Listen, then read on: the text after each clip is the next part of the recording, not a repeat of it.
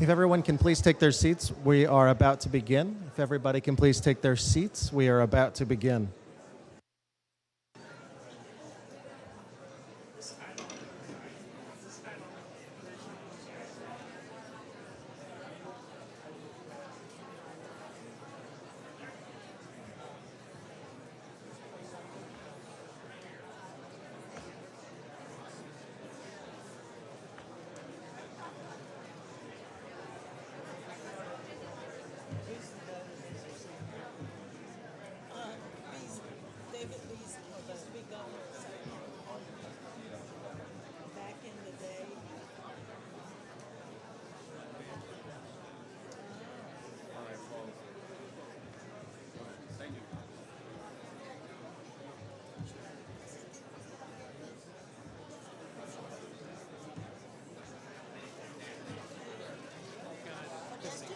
From across. If he walks in.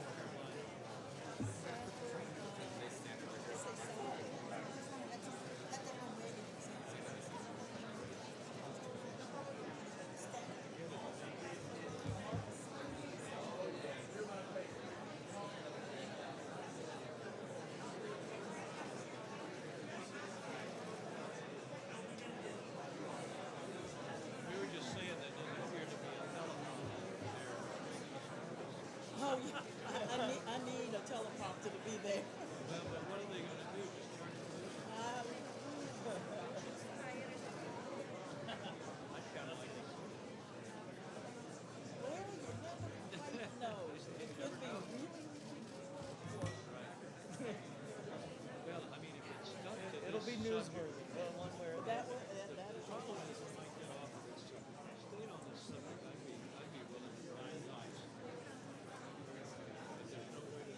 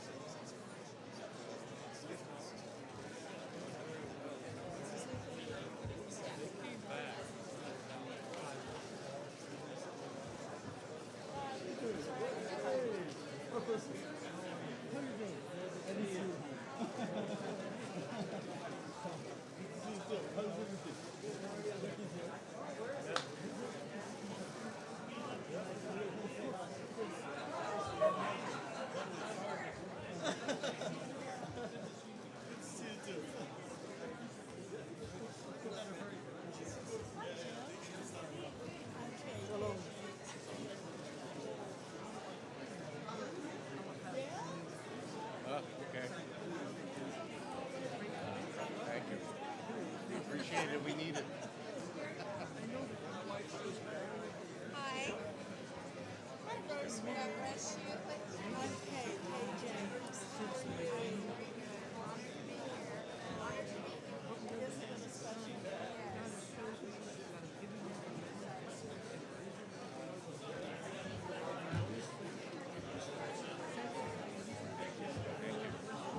Appreciate it very much.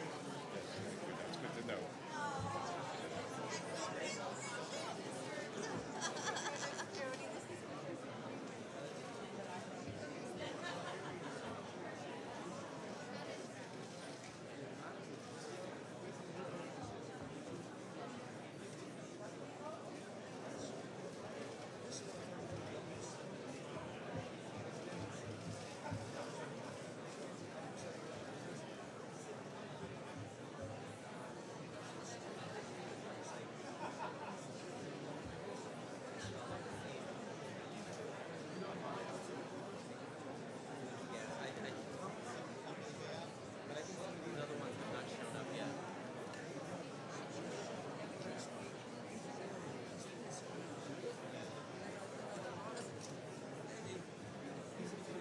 Here.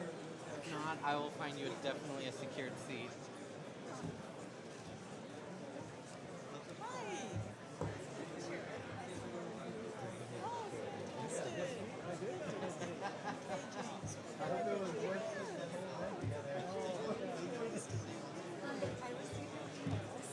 Oh, well, good. I hope occasionally you open one.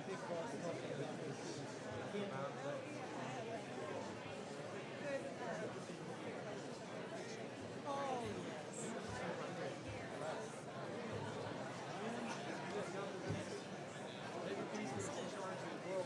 I love the exhibitions.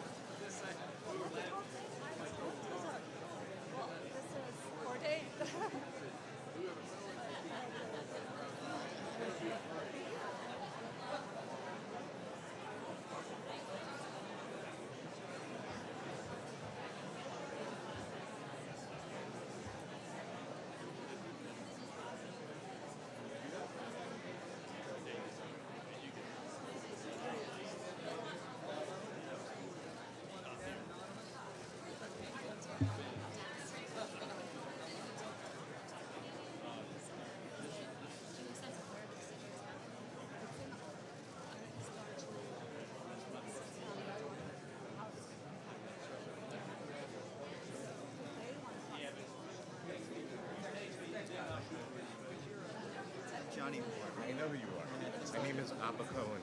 I work for Guterres. Yeah. And we work on many similar things for years. I've been in Washington for 30 years. That's like a lot of, Just moved to DC. Really? Yeah, from Southern California. So Really? And I tell people that I was born in Washington. So they think, it's not possible. Nobody's born in Washington. If you live in Washington, you're from California. You know, they don't know. Born GW Hospital, grew up in Washington. I didn't know what life was like outside the Beltway, but I just wanted to know, I admire your work. I'm committed to it. The commission, very important work. It's one of those people that promoted the legislation to create, and now there's new legislation we hope will pass. So. I'd love to get in touch because I told a lot of people one of the hardest things for me leaving Southern California was every 10 days I'd be up in the city with a reason called guys, and Right.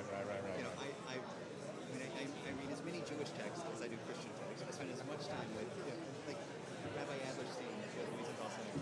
It gets a question or two a week from me about something, not political stuff. Just Rabbi Cooper gets the political questions. There you go. But I would, I just want to connect with the community. Sure. Anytime, like I said, I'm in Washington. And like I said, there's a lot of institutional memory.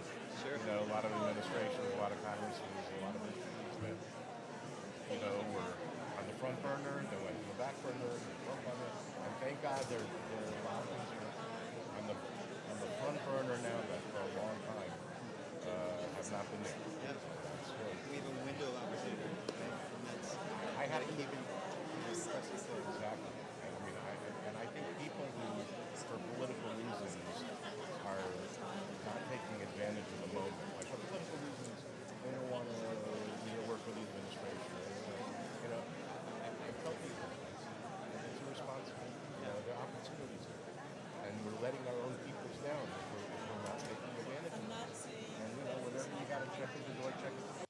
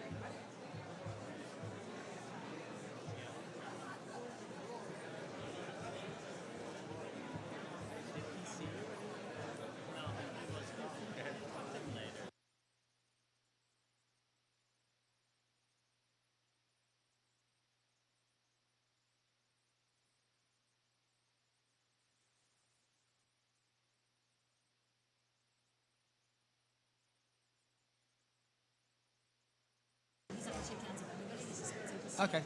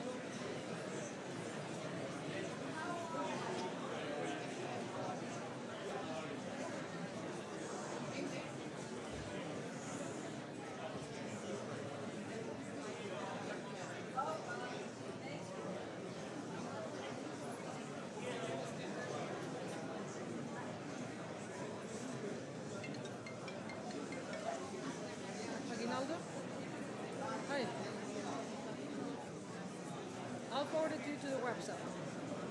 Okay?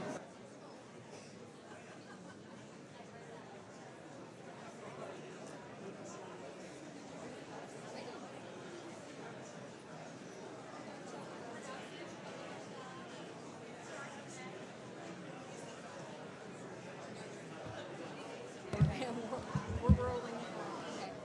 Ladies and gentlemen, the event is about to begin. The event is about to begin.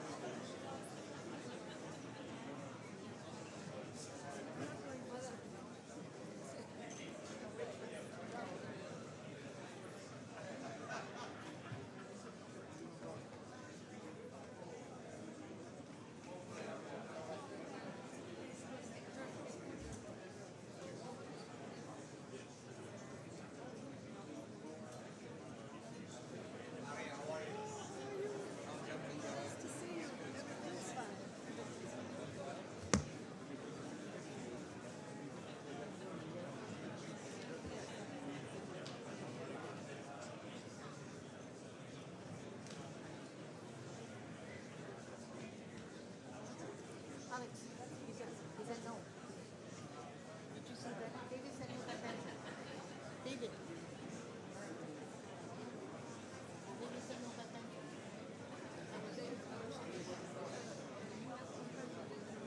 What? David just told me not to go.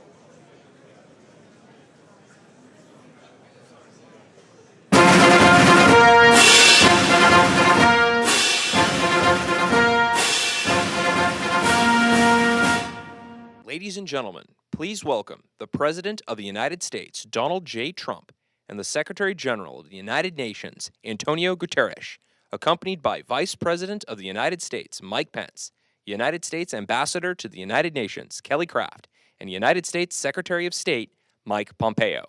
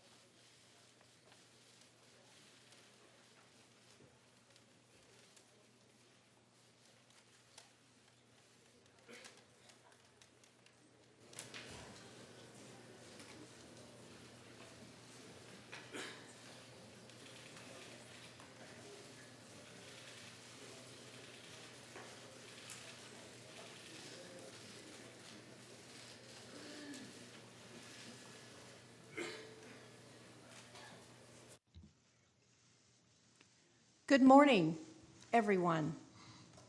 Across the splendid array of countries and cultures represented here, we come together this morning united by our belief that flourishing societies are sustained by religious freedom. Sadly, this understanding is not universal. Today, all over the world, people of faith face a rising tide of persecution. In just the past years, we have witnessed horrific acts of violence committed against worshipers in mosques, churches, and synagogues. We have watched the arbitrary detention and the mistreatment of religious minorities in countries around the globe. And we have felt the chill of a world that seems increasingly disinterested in defending the rights of all people to exercise of sincerely held religious beliefs. As leaders, a time such as this calls us to demonstrate our commitment to religious liberty, not only in word, but also in deed. Which is why I am so extraordinarily pleased and honored that we are joined here today by President Donald Trump and Vice President Mike Pence. Under the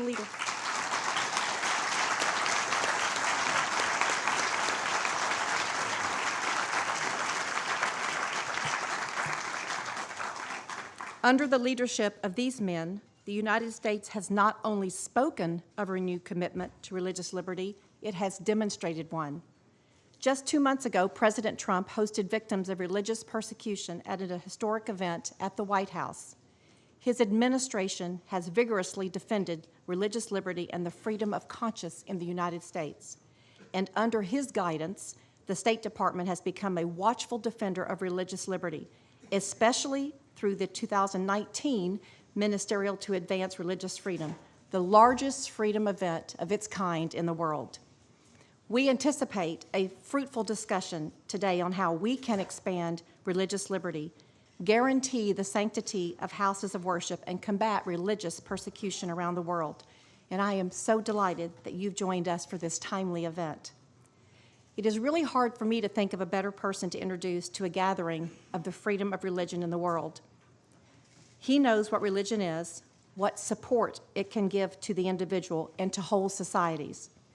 He's an unpretentious man who not only believes in the power of religion, he lives his religion with respect and even piety. He respects the faith of others. He is that great exemplar, a hardworking family man, born in Indiana, proud of his state, prouder of his country, and a first-class demonstration of President Trump's wisdom in selecting those who serve him closest. It is my pleasure to introduce you to the Vice President, my friend, Mike Pence.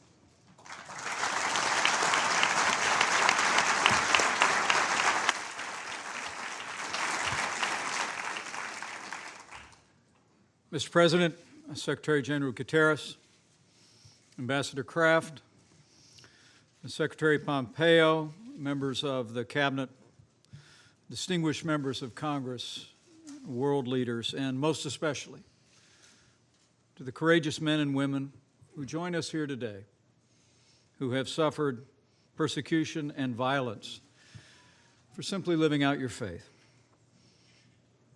whether that be Christianity, Judaism, Buddhism, and Islam.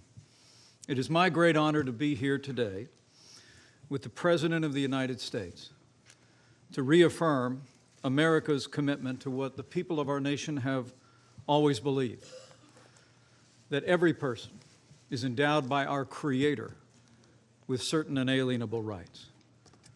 That Americans have always believed our first freedom is the freedom of religion.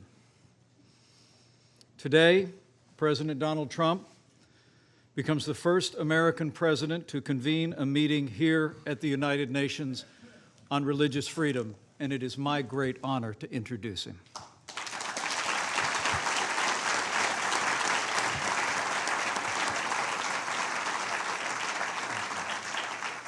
There's no better time for a meeting like this on the world stage.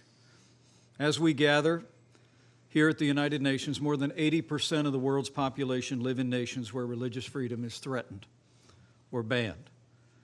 The regime in Iran brutally persecutes Christians, Sunnis, Baha'i, and Jews. In Iraq, Iran-backed militias terrorize Christians and Yazidis who were nearly wiped out by ISIS' recent campaign of genocide. The Communist Party in China has arrested Christian pastors, banned the sale of Bibles, demolished churches, and imprisoned more than 1 million Uyghurs in the Muslim population.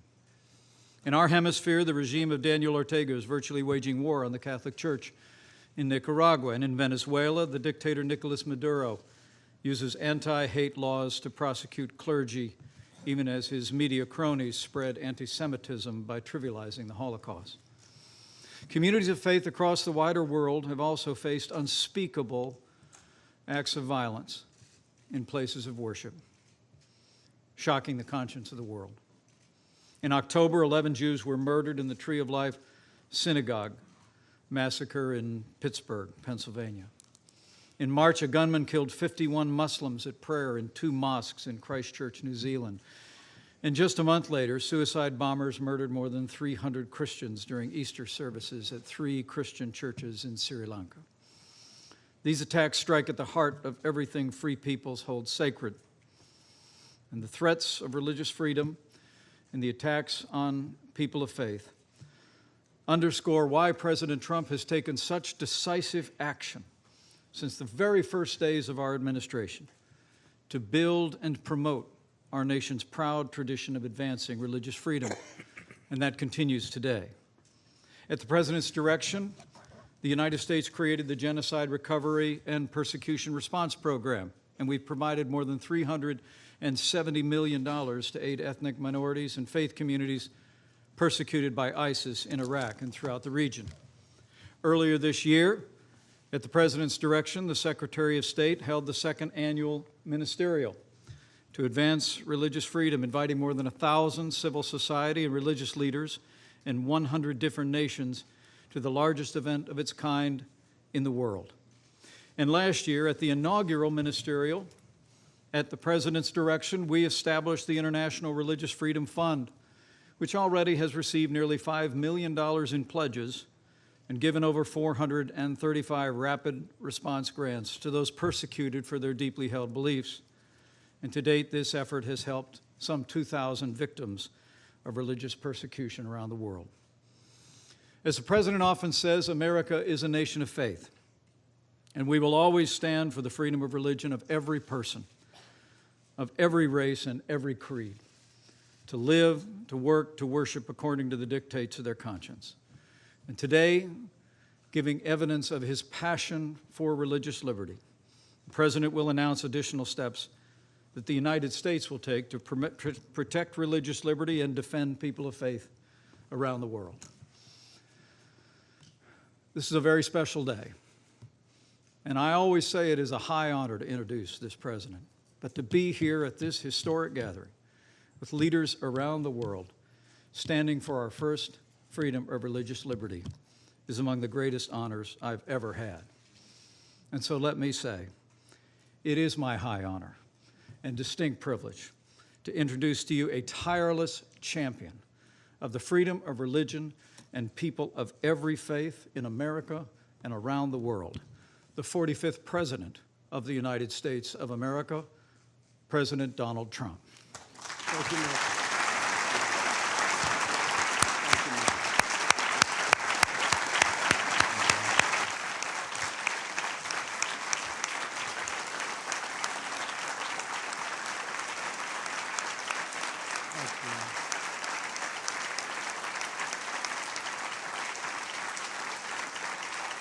That's very nice. Thank you very much. That's very nice. And I want to thank Mike today. It's a true honor to be the first president of the United States to host a meeting at the United Nations on religious freedom. And an honor it is. It's long overdue. And I was shocked when I was given that statistic that I would be the first. That's very sad in many ways. And it's great to be with you. I want to thank Vice President Pence for the outstanding job he's doing. He's been a fantastic and valuable representative of our country. Likewise, Secretary Mike Pompeo, Ambassador Kelly Craft, Secretary Ross, Secretary Mnuchin, Ambassador Sam Brownback, all for joining us today. And we have other representatives of our cabinet and the administration in the room. We've done a lot. The Johnson Amendment doesn't get spoken about enough, but I'm very proud to say that we've obliterated the Johnson Amendment within our country so that now we can listen to the people that we want to listen to, religious leaders, without recrimination against them. It was a very important thing, and I said that at the beginning, and I say it now. It's something I'm very proud of. We're also grateful that UN Secretary General Antonio Guterres could be here along with so many of his friends and my friends, world leaders. I've gotten to know a lot of them, and I would imagine you know all of them. I would imagine. If you don't, you're not doing your job. And also I want to thank my daughter Ivanka for being here. She worked so hard on all of the things that are very important to the people in this room. So thank you, Ivanka, for being here.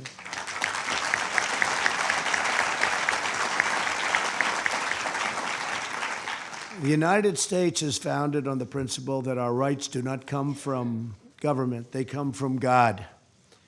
This immortal truth is proclaimed in our Declaration of Independence and enshrined in the First Amendment to our Constitution's Bill of Rights. Our founders understood that no right is more fundamental to a peaceful, prosperous, and virtuous society than the right to follow one's religious convictions. Regrettably, the religious freedom enjoyed by American citizens is rare in the world.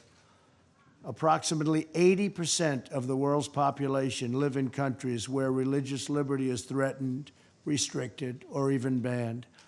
And when I heard that number, I said, please go back and check it because it can't possibly be correct. And sadly, it was 80%. As we speak, Jews, Christians, Muslims, Buddhists, Hindus, Sikhs, Yazidis, and many other people of faith are being jailed, sanctioned, tortured, and even murdered, often at the hands of their own government, simply for expressing their deeply held religious beliefs. So hard to believe. Today, with one clear voice, the United States of America calls upon the nations of the world to end religious persecution.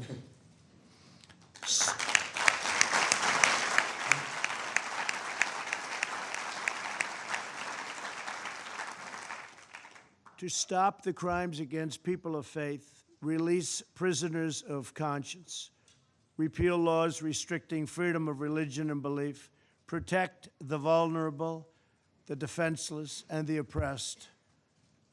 America stands with believers in every country who ask only for the freedom to live according to the faith that is within their own hearts. As president, protecting religious freedom is one of my highest priorities and always has been. Last year, our Secretary of State, Mike Pompeo, hosted the first ever Ministerial to advance international religious freedom. In this year's Ministerial, Secretary Pompeo announced plans to create the International Religious Freedom Alliance, an alliance of like-minded nations devoted to confronting religious persecution all around the world. I've appointed a special envoy to monitor and combat anti-Semitism. We're standing up for almost 250 million Christians around the world who are persecuted for their faith. It is estimated that 11 Christians are killed every day for the following. I mean, just think of this, 11 Christians a day for following the teachings of Christ. Who would even think that's possible in this day and age? Who would think it's possible? With us today is Pastor Andrew Brunson, who was imprisoned in Turkey for a long period of time. Last year, my administration was thrilled to bring him back home after a very short and respectful negotiation with a very strong man, and a man who's become a friend of mine, fortunately, President Erdogan of Turkey. I called the president. I said, he's an innocent man. They've been trying to get Andrew out for a long time, previous administration. I don't think they tried too hard, unfortunately. But I want to thank President Erdogan, and I want to thank you, Pastor, for being here with us today. Where is Andrew? Is he around someplace? Thank you, Andrew.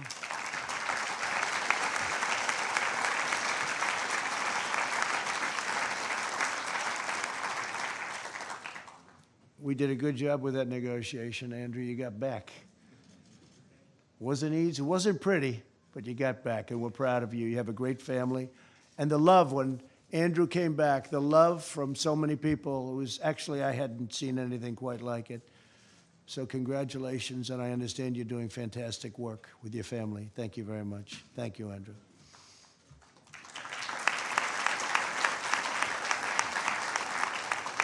And I also want to thank Franklin Graham because he's been so instrumental in everything we're doing.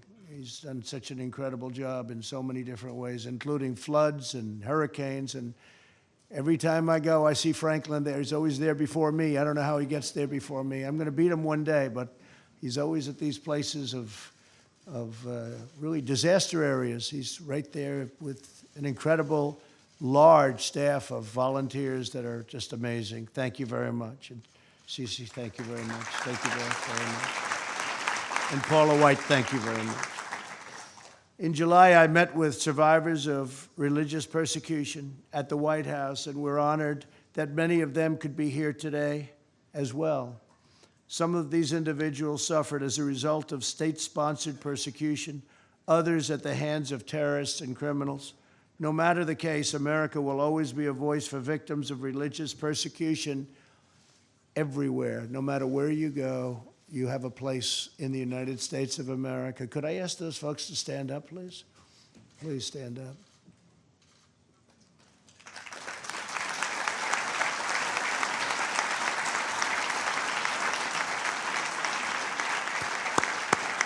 Thank you. Thank you very much. In recent times, the world has also witnessed devastating acts of violence in sacred places of worship. In 2016, an 85-year-old Catholic priest was viciously killed while celebrating Mass in Normandy, France. In the past year, the United States endured horrifying anti-Semitic attacks against Jewish Americans at synagogues in Pennsylvania and California. In March, Muslims praying with their families were sadistically murdered in New Zealand. On Easter Sunday this year, terrorists bombed Christian churches in Sri Lanka, killing hundreds of faithful worshipers. Who would believe this is even possible? These evil attacks are a wound on all humanity. We must all work together to protect communities of every faith. We're also urging every nation to increase the prosecution and punishment of crimes against religious communities. There can be no greater crime than that. This includes measures to prevent the intentional destruction of religious sites and relics. Today, the Trump administration will dedicate an additional $25 million to protect religious freedom and religious sites and relics. We're also pleased to be joined today by many of the partners from the business community as we announce a very critical initiative. The United States is forming a coalition of U.S. businesses for the protection of religious freedom. This is the first time this has been done. This initiative will encourage the private sector to protect people of all faiths in the workplace. And the private sector has brilliant leadership. That's why some of the people in this room are among the most successful men and women on earth. They know how things get done, and they know how to take care of things, and they're with us now for the first time to this extent, first time ever, and we're really honored to have you in the room. Great business leaders, great people of strength. Too often, people in positions of power preach diversity while silencing, shunning, or censoring the faithful. True tolerance means respecting the right of all people to express their deeply held religious beliefs. Before I conclude, I want to once again thank all of the survivors in the room for their courage and resilience. You're an inspiration to the world. You remind us that no force on earth is stronger than the faith of religious believers. The United States of America will forever remain at your side and the side of all of those who seek religious freedom. Today, I ask all nations to join us in this urgent moral duty. We ask the governments of the world to honor the eternal right of every person to follow their conscience, live by their faith, and give glory to God. The United States has a vital role in this critical mission. Secretary General Guterres will now share a few words on the UN's efforts to promote religious liberty for all, and he has been a champion of exactly what we're in this room for. So I want to thank everybody for being here. God bless you, God bless the faithful, and God bless America. Thank you very much. Thank you.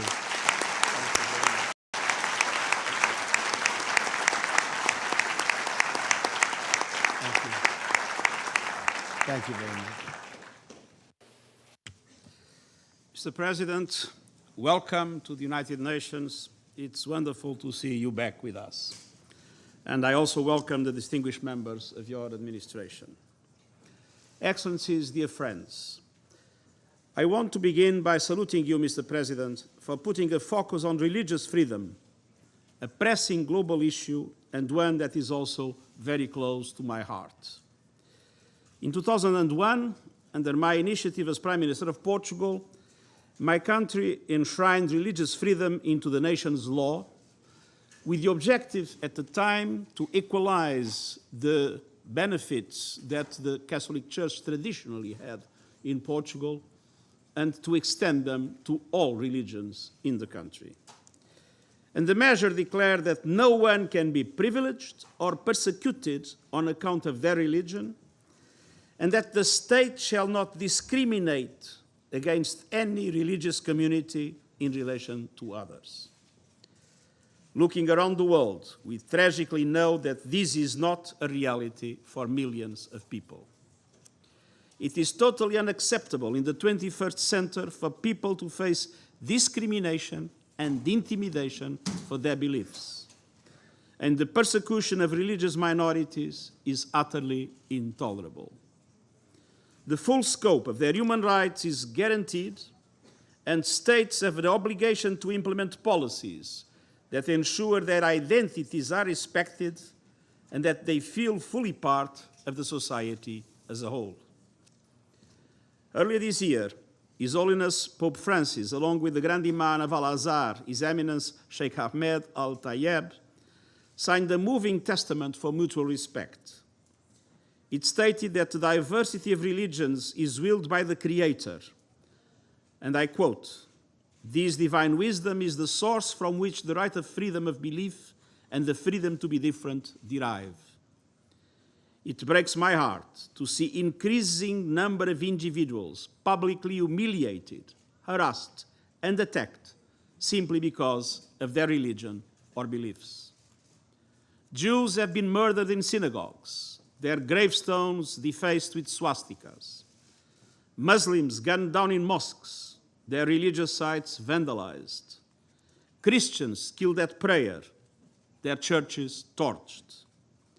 And in many hot spots around the world, entire communities have been targeted because of their faith, including in places where those communities have existed for centuries, if not millennia.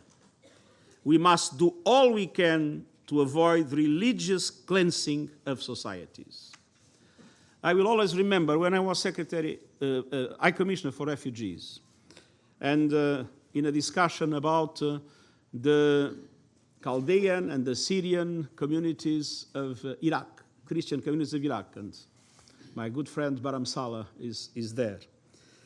And there was, of course, an enormous concern with those communities. And I remember once a friend of mine saying, "Well, you need to resettle all of them to the Western world." And I said, of course, for people in need of protection, resettlement is the measure. But I cannot accept that these communities that have been there for millennia will disappear from their region. And I told my friend, look, when in my country, in Portugal, we were still worshipping trees and rivers, in Iraq and in the Middle East in general, there were Christian communities discussing theology and discussing whether the Holy Ghost was coming from the Father or from the Father of the Son. And so it is clear that these communities, like the Yazidis, like many others, in this region, as everywhere in the world, are a deeply rooted part of the society. And it is essential to preserve religious diversity in all parts of the world. We must reject those who falsely and maliciously invoke religion to build misconceptions, to fuel division, to spread fear and hatred. And we must be vigilant about attempts to instrumentalize religion and identity to restrict the full enjoyment of rights by others and to perpetuate or justify inequalities. There is richness and strength in diversity. It's never a threat. Profiting from that diversity requires a strong investment in social cohesion policies. and we have much wisdom to guide us on our way. All major religions espouse mutual respect and peaceful coexistence in a spirit of shared humanity. And our shared foundational text, the Universal Declaration of Human Rights, affirms everyone's right to freedom of thought, conscience, and religion. Simply put, the best way to promote international religious freedom is by uniting our voices for good, countering messages of hate with messages of peace, embracing diversity, and protecting human rights everywhere. Mr. President, Excellencies, dear friends, the United Nations is stepping up action through two new initiatives that I have launched in recent weeks. First, through a strategy on hate speech to coordinate efforts across the UN system, addressing the root causes and making our response more effective against hate speech. Second, an action plan for the UN to be fully engaged in efforts to safeguard religious sites and ensure the safety of houses of worship. Holy sites should be places of worship, not places of war. Taken together, these efforts seek to address some of the most pressing challenges facing our world today. We have a collective responsibility to stamp out anti-Semitism, anti-Muslim hatred, the persecution of Christians and other religion groups, and all forms of racism, xenophobia, discrimination, and incitement to violence. Hatred is a threat to everyone, and so this must be a job for everyone. Mr. President, thank you again for your initiative and leadership and for your invitation. And I also want to thank your understanding during this hectic period. I would like to be able to stay for the whole meeting, but it was for me an enormous pleasure to be here with you today and to join my voice to all those that want to make sure that religious freedom prevails in our world everywhere. Thank you very much.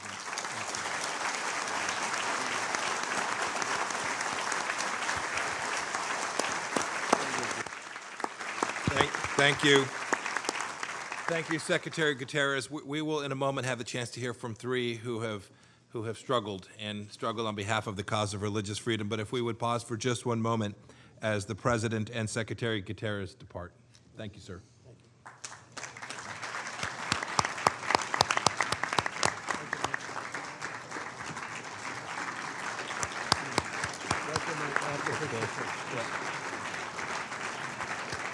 Thank you, Mr. President. Thank you, Mr. President. Very good start.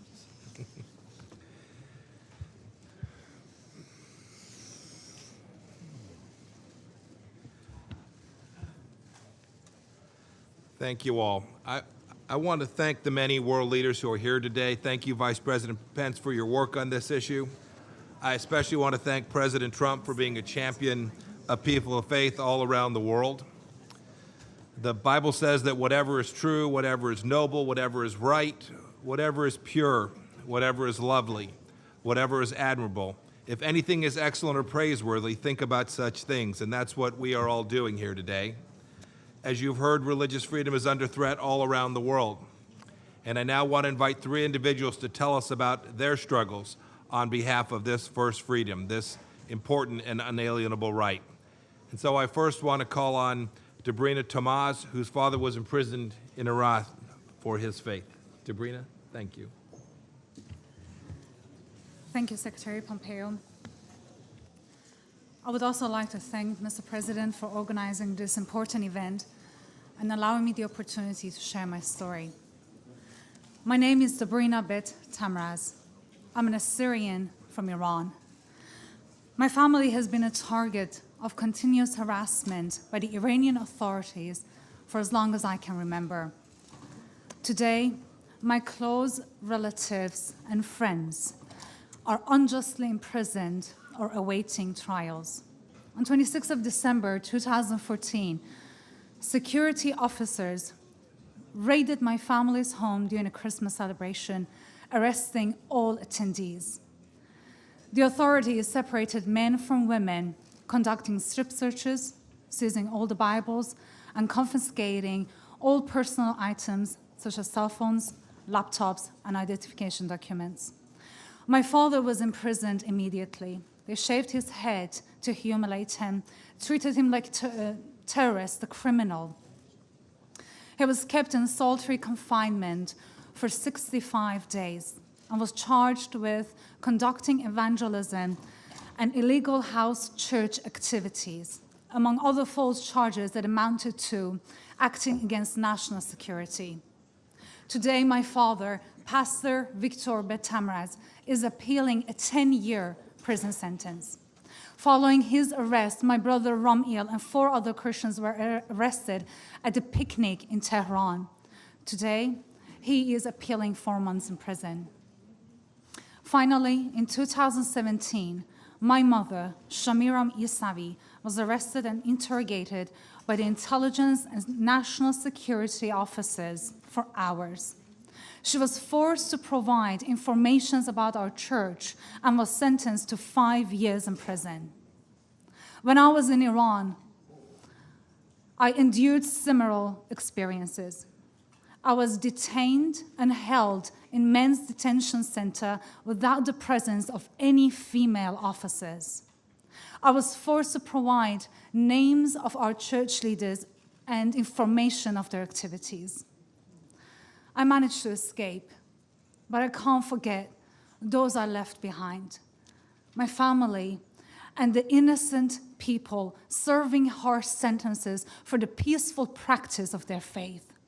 Since 2018, more than 200 Christians have been arrested and are serving harsh sentences. They are either now in prison, serving lengthy prison sentences, or awaiting trials. Christians in Iran are no politicians or activists of some sorts, including my family. They're simply believers attending prayer and worship gathering. In addition to Christians, other faiths, including Baha'is, Sunni Muslims, and Sufis, also face discrimination and severe restriction to the freedom of religion. I implore the international community gathered here to hold Iran accountable for its mistreatment of religious freedom and prioritize religious freedom as a foundational human right for all. Every person has a right to live out their faith in safety, peace, and dignity. Thank you. Thank you, Secretary.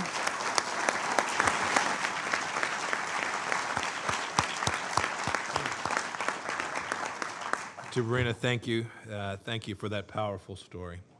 Now we'll hear from Rabbi Fayez Al-Gharadi, who fled Yemen because of persecution. Is the mic works? Hi, good afternoon, everyone. Please accept my sincere thanks for giving me this important opportunity to share my story. If we stay silent, our struggles will be lost. My name is Faiz Al-Gharadi, a Yemeni Jewish rabbi, teacher, and a human rights activist. In Yemen, I held rabbinical and government positions and served as the director of education and chief leader of Yemeni Jewry for more than 10 years. Yemeni Jewish culture and history, while once flourishing, is facing extinction. Jewish synagogues, houses, and cemeteries have been destroyed and remains taken away. Jewish arts, architecture, and melodies have been stripped of their Jewish heritage. Torah scrolls and the first handwritten books were stolen and sold around the world. My community also faced severe restrictions, false suspicions, and extreme insecurity. Although the Yemeni officials tried to help us, however, we were blamed for social and economic ills. The Jewish community in Yemen has been systematically driven out by repressive policies and prosecutions. The rise of Houthi rebels also forced most of the Jewish community into exile and involuntary immigration. In 2007, I was forced to flee Yemen because I advocated against discrimination, abuses, and kidnapping of my religious community. In one province, Jews were given three choices: convert to Islam, leave Yemen, or face genocide. I was one of those who decided to leave. My wife, 4 children, and I left Yemen in 2007. In 2009, we were granted an immigration status to live here in the United States, and for this we are eternally grateful. Today, it is my honor to speak to you as a proud citizen of the United States. For those who gathered here today, there are millions of people around the world in need of same help as my community. Please make the world safer for present and future generations to live and flourish. Together, we can shine light in every corner of the world. We must work together to stop discrimination, to stop persecution, and to stop hatred. God bless you, God bless America, and He may bless all nations on earth with peace, health, liberty, and prosperity. Thank you.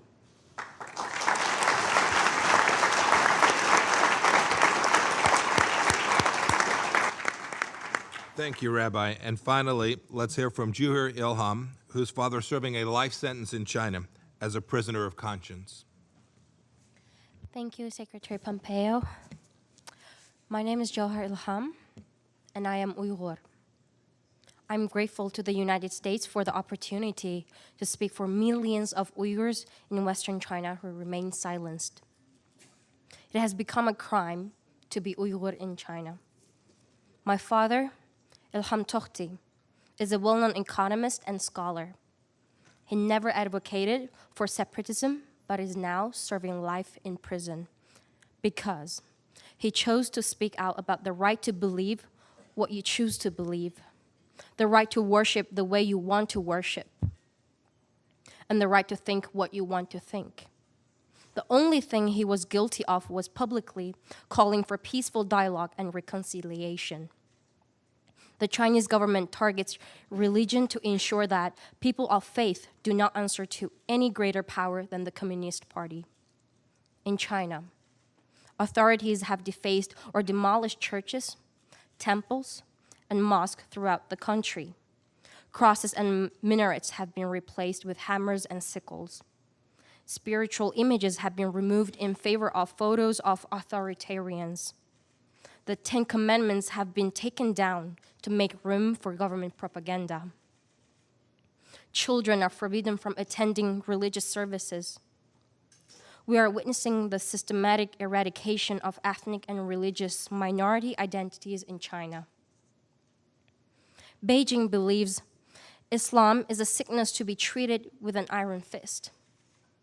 Uyghurs are detained for praying to God, fasting during Ramadan, wearing a beard, or simply saying Assalamu alaikum. Every day, millions of Uyghurs and other Muslim minorities in China are being abused, drugged, and indoctrinated in the government's concentration camps. Outside of these camps, they're monitored and tracked using high-tech surveillance. Chinese officials conduct intrusive homestays looking for signs of religious practice. Beijing claims it is combating extremism. Praying to God is not extremism. Beijing claims it is training unskilled Uyghurs to be productive workers. Medical doctors and university scholars, professors do not need vocational training. Beijing claims it is fighting separatism. Practicing religion and speaking native tongues is not separatism. Chinese authorities believe that religion and people of faith are a threat to peaceful societies. They couldn't be further from the truth. Faith is an antidote to hatred, discrimination, and brutality, because faith breeds love, compassion, and tolerance. America has shown me the true meaning of the universal rights and value enshrined in the UN Charter. These rights are worth fighting for in China and everywhere else in the world. Thank you very much. Thank you.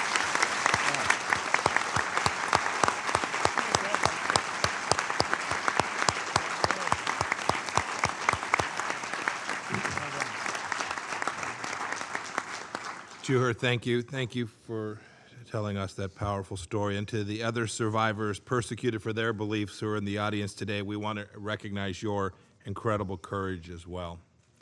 As we close here today, I want to focus your attention on what President Trump mentioned earlier, the International Religious Freedom Alliance the State Department announced in July. It is the most ambitious human rights project launched in a generation. We aim to bring together like-minded countries, faith leaders, civil society groups, and international organizations around the world to promote religious freedom in a more consistent, organized, and powerful way. The foundation of the Alliance is Article 18 of the Universal Declaration of Human Rights, which begins, "Everyone has the right to freedom of thought, conscience, and religion." So if you're a country that takes human rights seriously, understanding its many benefits for peace, security, and prosperity, please come join us. If you're a country that stands for human dignity and for freedom of conscience, please come join us. And if you're a leader simply moved by the stories you've heard from these brave survivors today, come join us. Turn your sympathy for them into freedom for others. Please reach out to our Ambassador at Large for International Religious Freedom, Sam Brownback. He's ready to take your calls on all religious freedom issues. The United Nations is only as strong as its sovereign members determine it will be. Our belief in our principles is only as strong as our confidence to express them. I ask, indeed I pray, that you will help be a voice for the voiceless by joining the International Religious Freedom Alliance. May God bless the survivors who are here with us today. May God bless the United States of America, and may God bless the nations who have gathered with us here this morning. Thank you all.